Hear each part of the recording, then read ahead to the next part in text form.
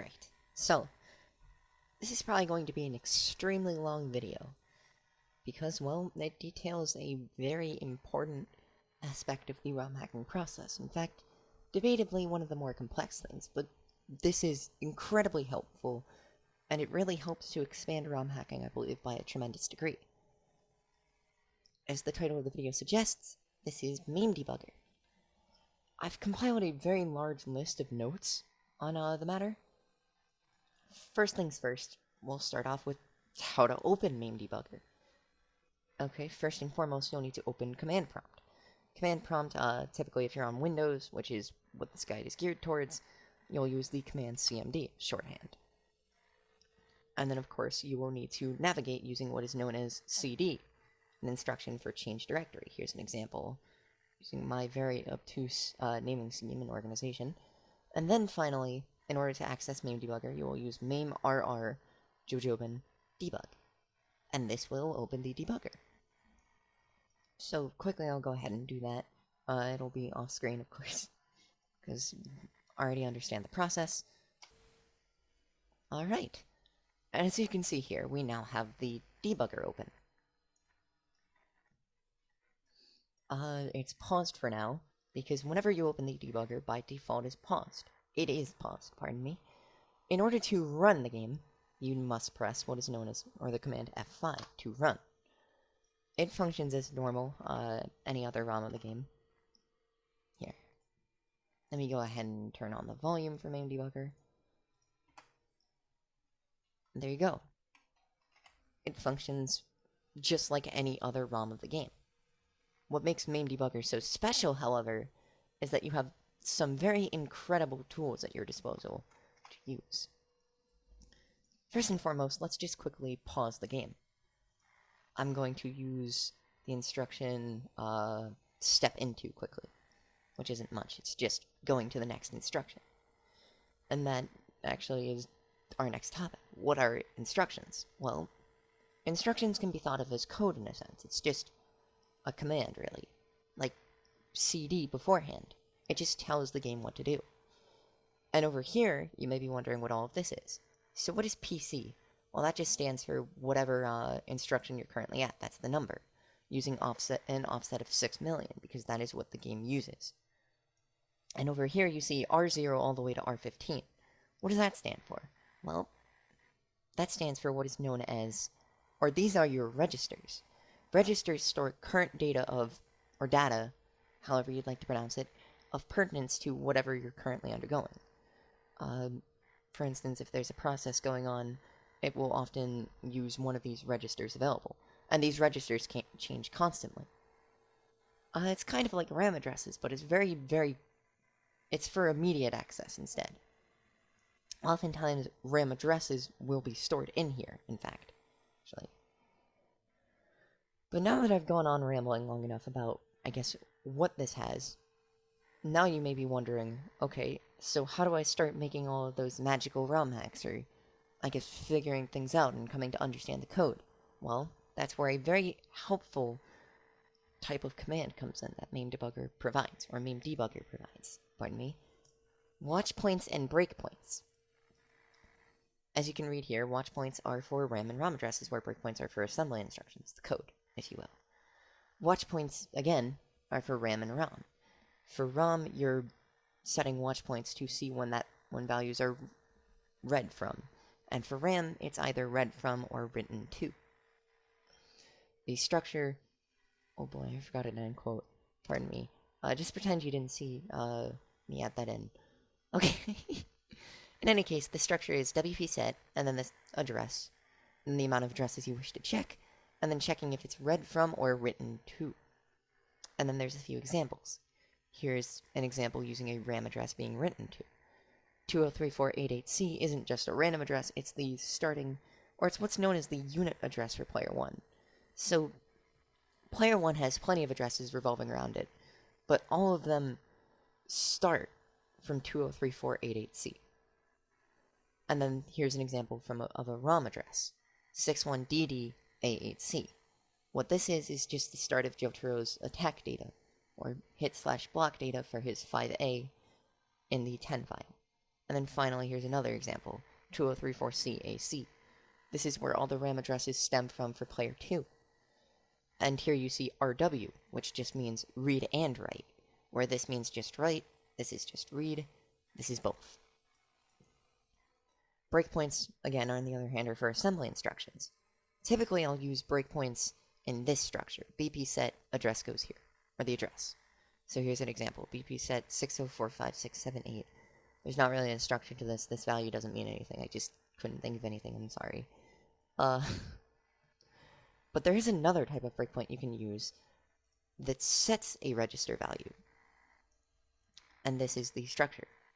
BP set, the address, the number of addresses to use, and then these braces for a register, such as R0 through R15, is equal to, and then whatever value you want to use. I believe it's in hexadecimal, so you may have to be cautious of that. And then a semicolon to end the statement, and then G, whatever that means, I don't know. But here's an example. BP set 61925990, comma 1, brace R10 equals 30, semicolon G, closing brace. If I'm correct, 61925990 is a value that is, just it's one of the, or it's a value that moves a particular address into the,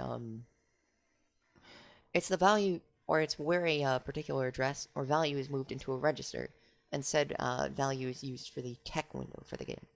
Pardon me, I'm stuttering over my words a lot. There's also a few neat commands you can use, WP or BP clear, WP or BP enable. If you include a number, it'll remove that particular watchpoint or breakpoint, which you will see what I mean later on if you don't already get it. Enable, disable. Very simple enough. And then there's the trace instruction. Now, the trace instruction is an incredibly good tool in that it allows you to essentially take snippets of code and put it into a text file. And what that allows you to do is search through it for certain commands or instructions. It just makes looking through it a lot more palatable and far easier.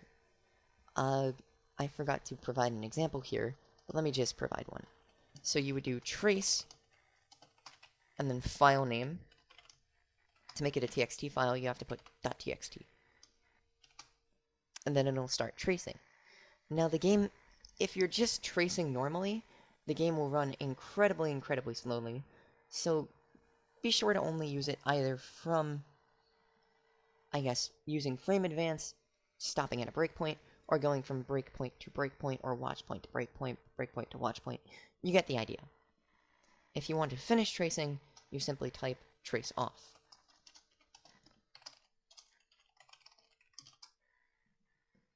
And then, your file name, or the file, will appear within your Mame RR folder. So here's an example. I have a few traced files, do236A, do236AA, jot214A, because I'm lazy and don't want to bother typing, stage select, and S on knives. All of these are stuff that I bothered to do. I'm not sure if I forget whether or not I actually finished them.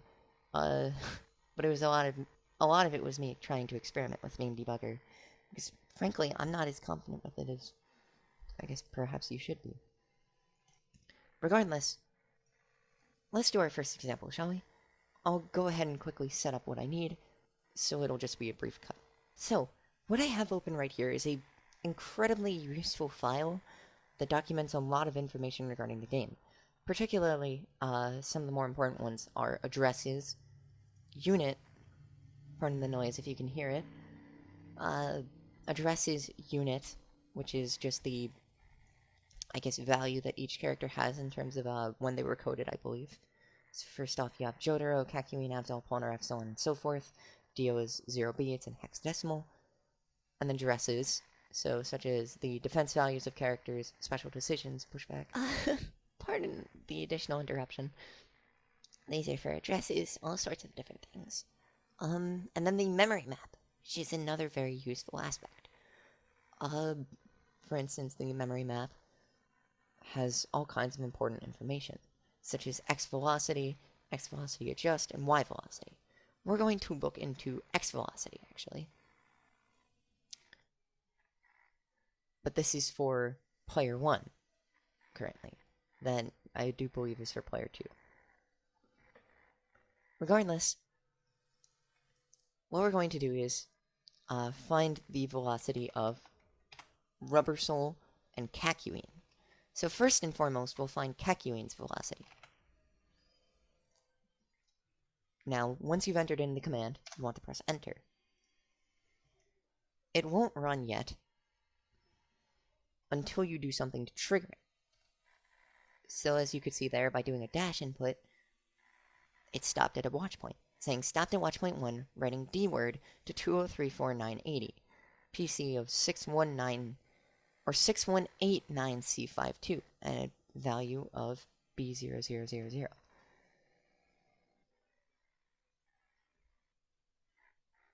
But what you can see here at R6 is actually where in the code Kakyoin's speed is defined. So very quickly, I'm just going to write that down if I can make space. Gosh dang. Maybe I typed too much. So Kakyoin's dash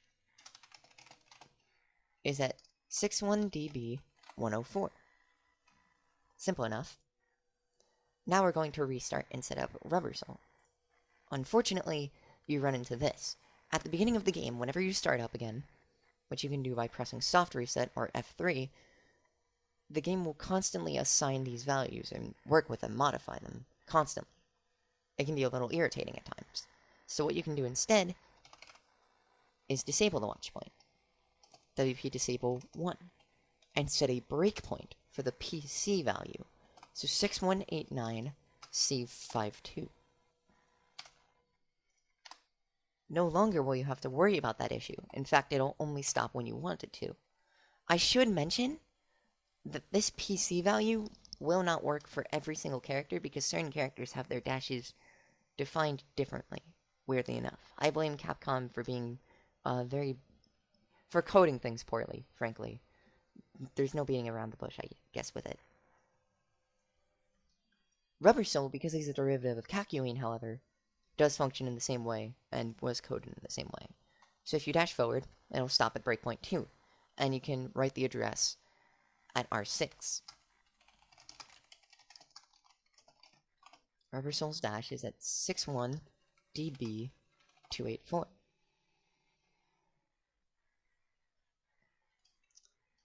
But, if I recall correctly, that's only his forward dash. So let's stop again. Right. Only his forward dash is defined in that way. So we'll actually have to enable the watch point one more time. And then go through.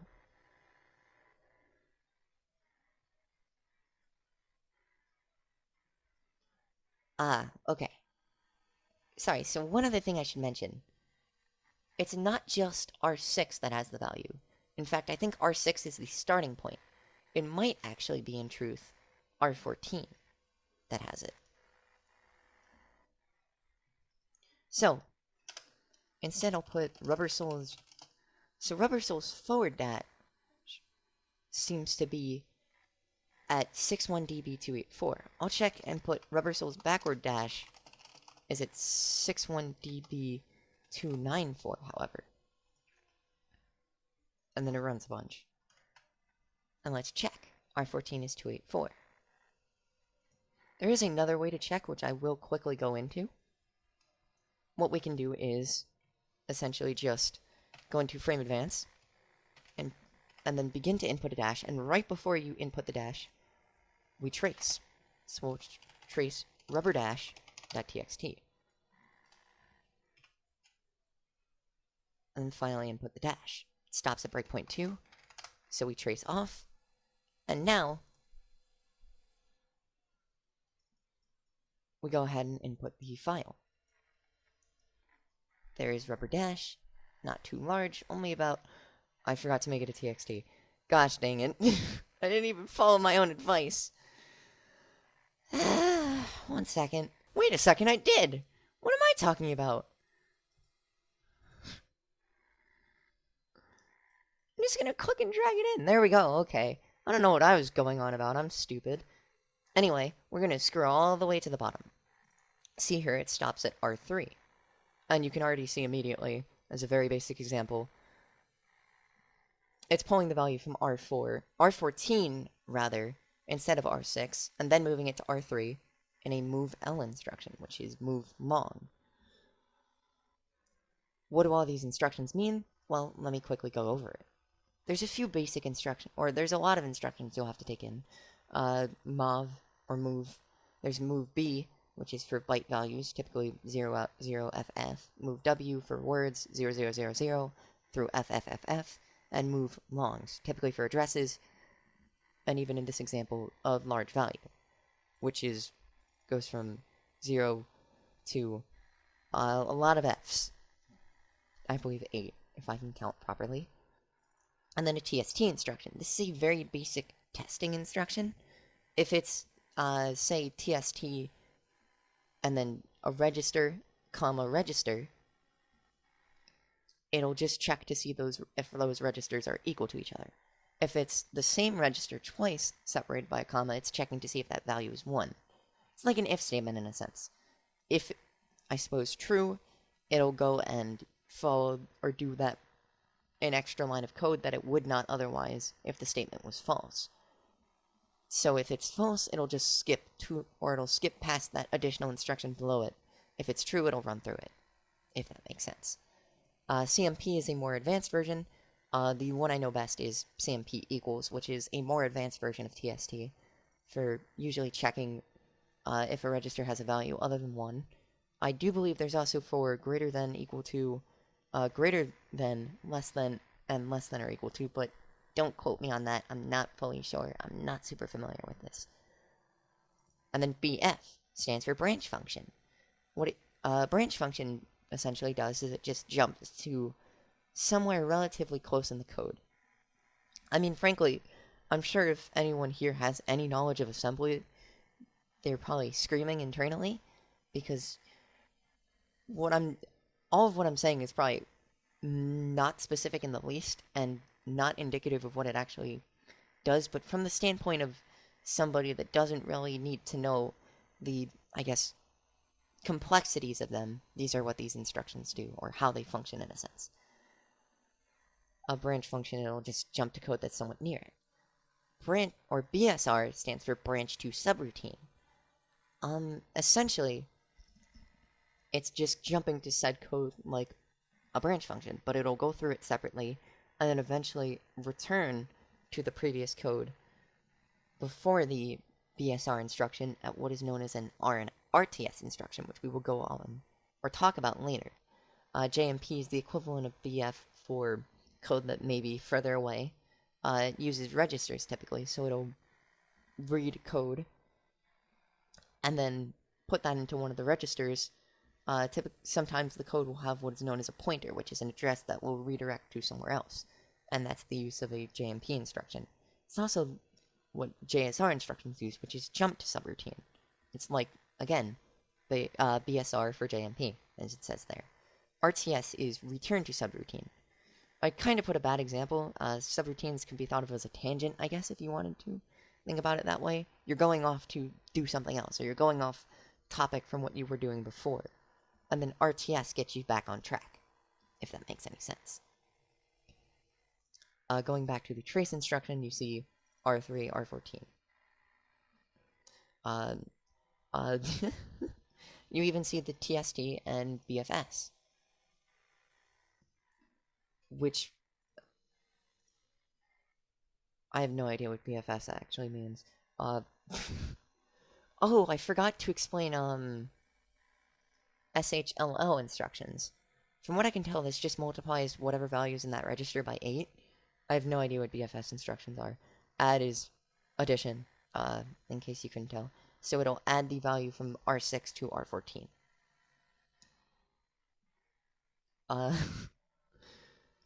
Please don't get angry because I don't know what BFS is. It's probably like BF. It's probably a very similar thing. I think actually it is just about the same thing, with some minor differences, but from a functionality standpoint, as far as I can tell, they function pretty similarly. In any case, now we're ready to begin making some sweet modifications. That sounds very gross.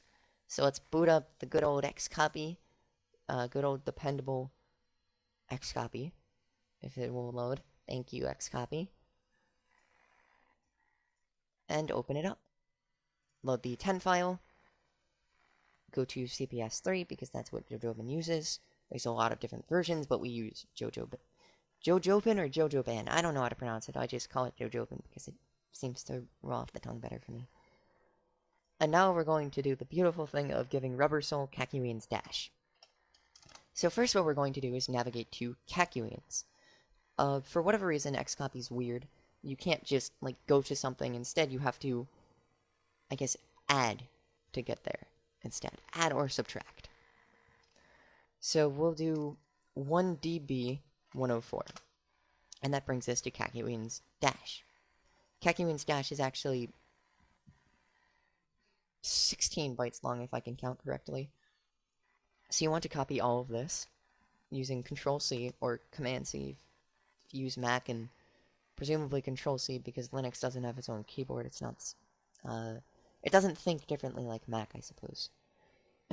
Okay. Going off on a tangent. And then we'll go to Rubber Soul's forward dash speed. We'll copy that, and then we'll go directly below at 294. Oh gosh. Copy that. We save the file.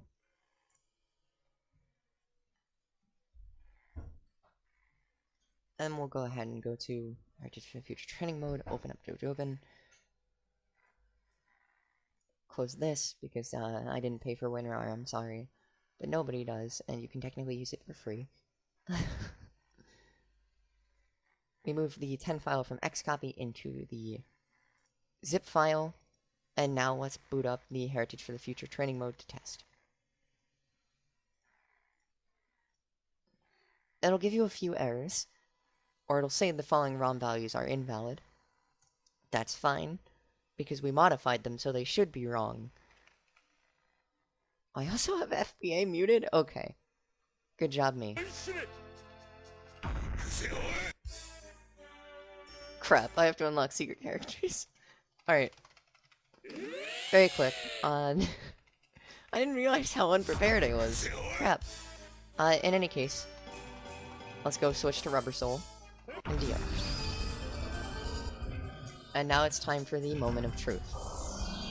You see those little values over there? That's just because I'm in the debug mode. My region is set to OX70. So let's test this out.